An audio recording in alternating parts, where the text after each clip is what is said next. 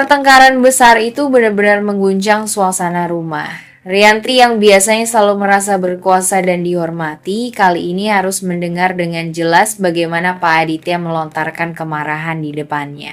Kata-kata Aditya keluar dengan tegas, penuh kejengkelan, bahkan nyaris tak ada ruang untuk Rianti membalas. Ia menegaskan bahwa sikap Rianti sudah keterlaluan. Bagaimana bisa seseorang yang baru saja diselamatkan nyawanya justru merendahkan orang yang telah berkorban darah demi keselamatannya?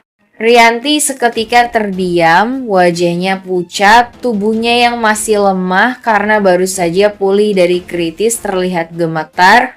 Bukan hanya karena kondisi fisik, tetapi juga karena emosinya yang tersudut. Baru kali ini suaminya berdiri melawan, bukan membela.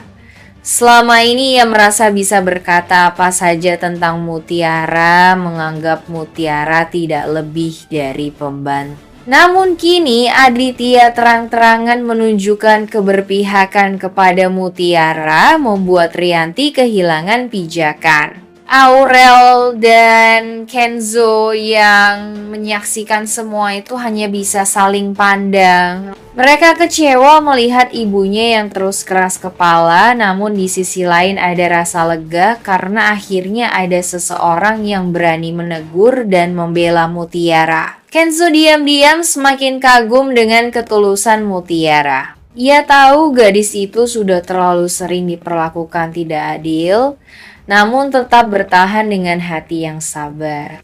Mutiara sendiri tampak bingung dan sedih, matanya berkaca-kaca ketika mendengar Pak Aditya membelanya.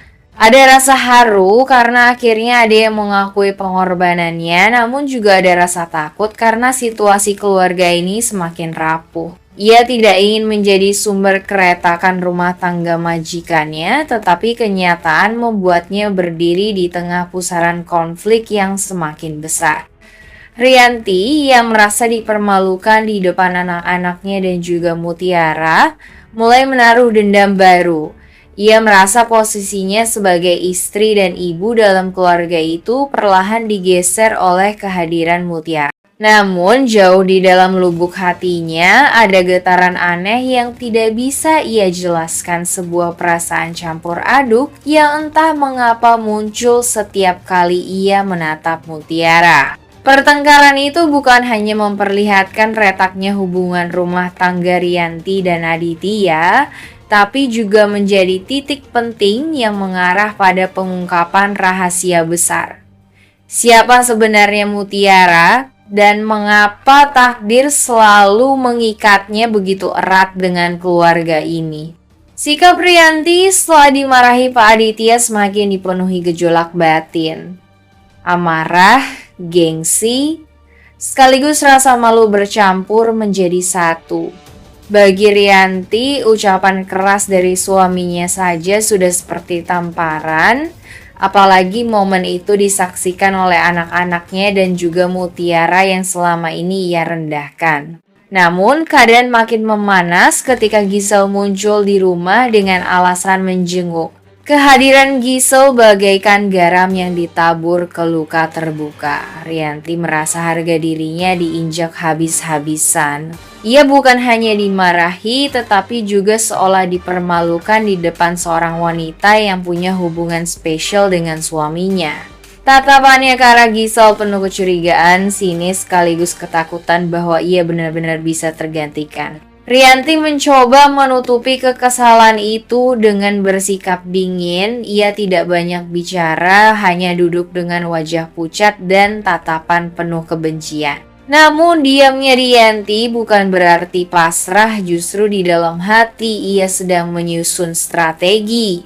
Bagaimana caranya memastikan Gisel tidak bisa merebut posisinya. Di sisi lain, Gisel sengaja bersikap manis, menanyakan keadaan Rianti dengan nada penuh kepedulian. Tapi bagi Rianti, semua itu hanya basa-basi yang menusuk.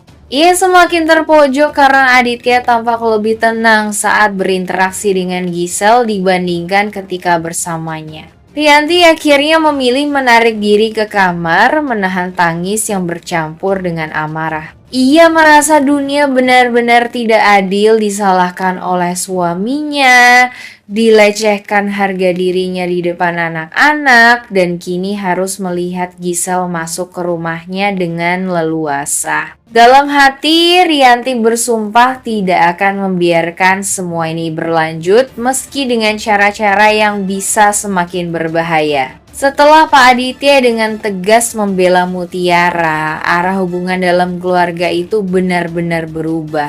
Untuk pertama kalinya, Pak Aditya menunjukkan keberpihakannya secara terang-terangan bahwa meskipun Mutiara hanya dianggap seorang pembantu oleh Rianti, ia tetap manusia yang pantas dihargai, bahkan lebih berharga karena telah menyelamatkan nyawa orang yang justru sering merendahkannya. Sikap ini membuat Mutiara sedikit lebih kuat secara batin karena ada sosok berpengaruh yang membelanya. Kenzo dan Aurel pun semakin mantap berdiri di pihak Mutiara. Kedekatan mereka dengan gadis itu tumbuh semakin jelas. Namun di sisi lain, Rianti semakin merasa dipermalukan. Dimarahi suaminya sendiri di hadapan orang lain, terutama ketika Gisel ikut menyaksikan menjadi pukulan telak bagi harga dirinya. Bagi Rianti, bukan hanya rasa gengsi yang tercabik, tapi juga ancaman nyata bahwa posisinya sebagai istri mulai terguncang, baik di mata keluarga maupun orang luar. Lalu saja muncul halangan yang membuat kebenaran belum terungkap. Ketika Mutiara berdiri di dapur dan hendak memperlihatkan kakinya, tanpa sengaja ada cangkir kopi yang jatuh tumpah dan menutupi bagian telapak kakinya. Rianti yang sudah menunggu penuh harap justru hanya melihat noda kopi hitam pekat yang menutupi tanda lahir yang menjadi kunci utama. Seketika suasana yang seharusnya menjadi jawaban justru berubah menjadi kekecewaan dan tanda tanya baru. Rianti semakin penasaran, hatinya diliputi rasa penasaran bercampur gelisah. Ia merasa seperti ada rahasia besar yang begitu dekat untuk terungkap, namun setiap kali mencoba membuktikannya selalu saja ada penghalang. Sementara itu, Mutiara sendiri belum sepenuhnya memahami mengapa Rianti begitu ingin melihat telapak kakinya.